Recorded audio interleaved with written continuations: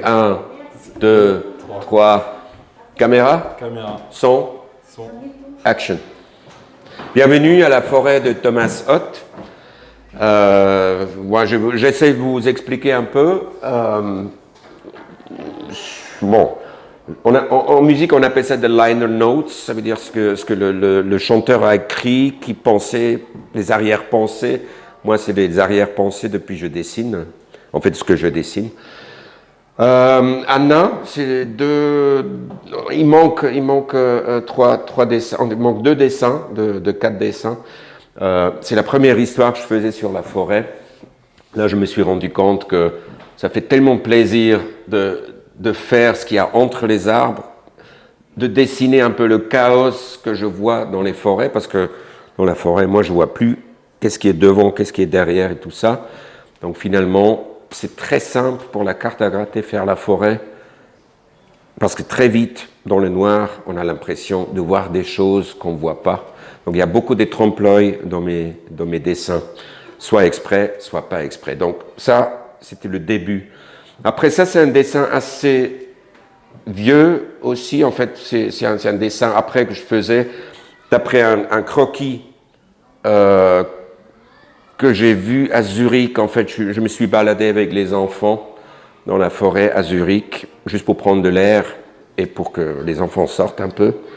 Et puis évidemment, j'ai vu ces racines et je les ai pris en photo. Un lendemain, je suis retourné, je les ai dessinés. Il y a le croquis qui est là en face. Vous pouvez mettre aussi en valeur. Donc, vous voyez le croquis et le dessin final. J'aimais bien ce qui était vraiment, à ce moment-là, ce qui était présent, les racines avec une espèce de pousse, comme on dit, un petit arbre qui pousse sur la côté du vieux arbre. Ça me touchait. Ce qui fait d'ailleurs la couverture de, si je peux avancer, qui fait aussi, c'était l'idée un peu de la couverture de la forêt, donc j'ai repris cet arbre avec ce petit pouce pour la couverture de la forêt, que je trouve ça a un lien avec le petit garçon qui se balade dans la forêt, qui rencontre son grand-père, son père, moi je dirais même qu'il rencontre soi-même. Ça pourrait pour moi être la même personne, le garçon et le vieux homme qui meurt. Bon, ça c'est métaphysique. Hein. Bon, juste un petit saut vers la couverture, parce que ça a une connexion. Je retourne. Bon, deuxième dessin, c'était aussi en fait un dessin plutôt du début. Je vois la différence parce que je faisais encore des feuilles, chaque feuille un par un et tout ça, que je trouve ça fait un peu moins forêt chaotique, comme là, par exemple, c'est un dessin plus récent. J'ose beaucoup plus à faire juste des taches comme ça. Ça va beaucoup plus vite, ce qui est l'avantage. Ici, bien sûr, comme c'est un dessin récent, je commence vraiment à faire exprès de montrer ce qu'on ne voit pas ou d'essayer de faire surgir, là par exemple, une tête de mort. Je ne sais pas si vous voyez ça, une tête de mort dans la forêt. Si on s'approche, on voit des champignons, on voit des bois, il y a une petite chemin qui va là derrière, mais de loin, ça devrait être plutôt une tête de mort. C'est simple, mais ça cartonne. Hein. Là, en fait, le principe de la forêt, c'est ce que, avant que je faisais l'histoire, le principe c'était, moi, j'essaie de me imaginer, je me balade dans la forêt, dans une forêt noire, dans une forêt mal éclairée, et qu'est-ce que je ne veux absolument pas rencontrer, ou qu'est-ce qui m'intéressait de rencontrer, en fait. C'était un peu l'ambiguïté de la peur, de confronter sa peur. Moi, je suis très curieux et j'adore les cauchemars. Si je fais un cauchemar, ça me fait plaisir parce que, bien sûr, je me réveille en sueur et c'est le cœur qui bat. Mais en même temps, je dis, ouais, c'est un avantage, c'est que ça me rend émotionnel. La peur, c'est du suspense. Et si on risque de confronter ses peurs, peut-être on peut passer par-dessus. C'est un peu ça mon principe de de vivre avec mes angoisses. J'essaie toujours d'aller plus loin. Ce qui, des fois, est une connerie, mais des fois, ça marche. Ça, c'est un ancien dessin. Non, c'est pas un ancien, c'est un nouveau dessin d'après une idée que j'ai déjà fait dans une autre histoire qui n'est pas ici présent. C'est un soldat qui parachute dans la jungle, qui trouve justement cette entrée de cave. Il va dedans, c'est le soldat, pas le garçon, hein, dans cette histoire. C'est un soldat, un adulte qui va dedans et qui vieillit quasiment dans cette cave. Il se perd un peu, il voit la sortie.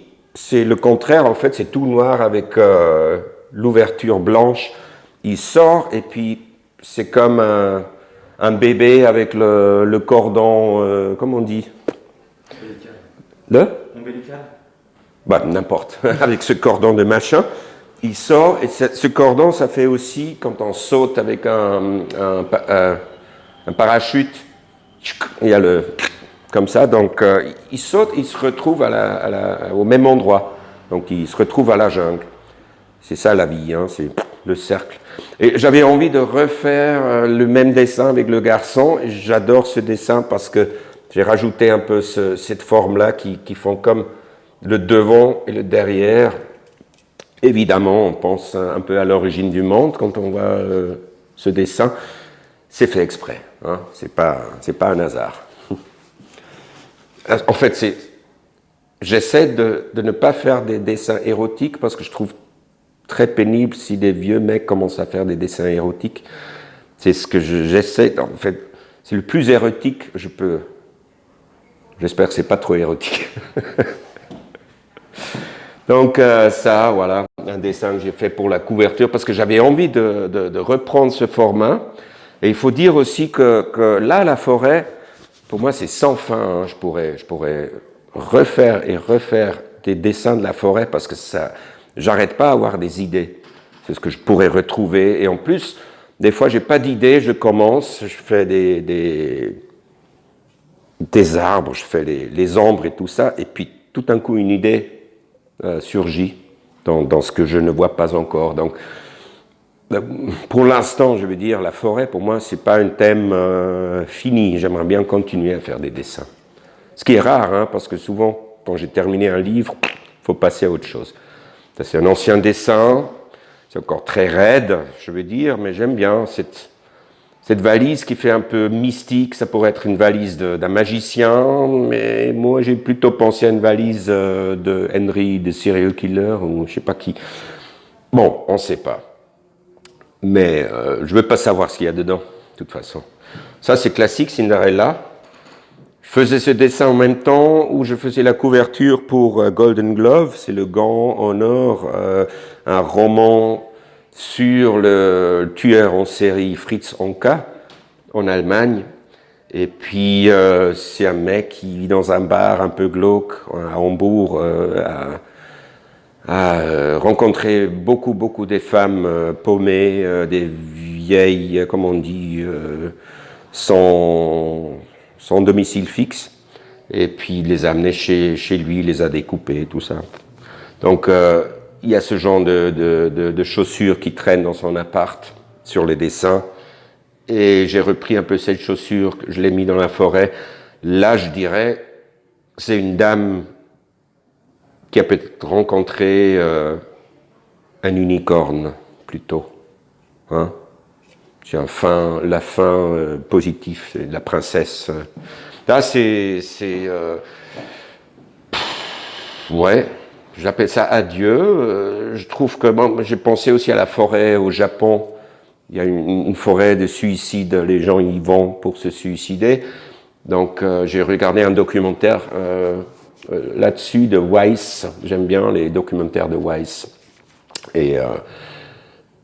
Et puis moi, mon idée, c'est pour mon suicide, ça sera plutôt, je vais dans la forêt et je me tire une balle dans la tête. Je vais certainement pas me pendre parce que je trouve ça me donne pas envie, quoi. Mais une balle dans la tête, ça va vite, mais ça fait beaucoup de, comment on dit, déchets. C'est sale. Donc il faut plutôt faire ça dans la forêt, mais Après, je me demande si c'est, je sais pas, si c'est des jeunes enfants qui vont jouer à la forêt, qui me retrouvent, c'est pas génial non plus. Euh, donc, voilà, c'est toujours difficile. C'est assez compliqué de se tuer, donc c'est pour ça qu'il faut toujours pousser un peu tant qu'on peut. Ça, c'est perdu dans la forêt, ça veut dire qu'il y a tellement des barrières partout, on ne sait pas si on va jamais arriver à la lumière. Et souvent dans la forêt, quand je me balade dans la forêt, surtout quand je monte, je cherche les champignons et tout ça, je dis, ah, là, il y a la sortie, j'arrive. Il y a peut-être un petit endroit, il y a un peu plus de lumière, mais derrière, ça continue. C'est super, j'aime bien. Ah, c'est, voilà, la bonne sœur, la même. Il y a une version blanche, une version noire. Santeria, brujeria, c'est peut-être un peu ça. Il y a la bonne, la mauvaise, peut-être ils sont tous les deux bonnes, on ne sait jamais. Ça, j'avais envie de faire parce que j'ai toujours posé quelque chose sur le dessin. J'aime bien aussi de faire la forêt tout seul. Et justement, une entrée comme ça m'arrive souvent. Là, il n'y a pas longtemps, je me suis baladé avec les enfants. Oh, il n'y a pas longtemps, il y a peut-être 5 ans. Je me suis baladé avec les enfants la nuit dans la forêt. Et puis, il y avait une entrée. Et je dis, ouais, on y va. Tous les deux, ils disaient, non, non, non, maman, rentrez à la maison. Et moi, ça m'attire. Et j'aime bien faire ça avec les enfants pour leur montrer qu'il n'y a rien.